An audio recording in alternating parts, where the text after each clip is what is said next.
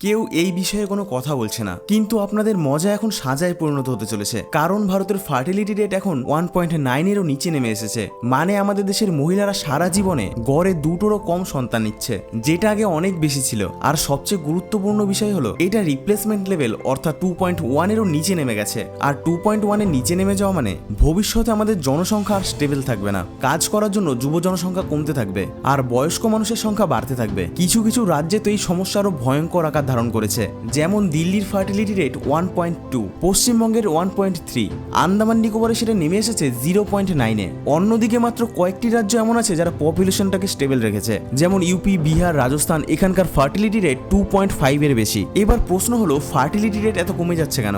এর সবচেয়ে বড় কারণ ইকোনমিক প্রেশার।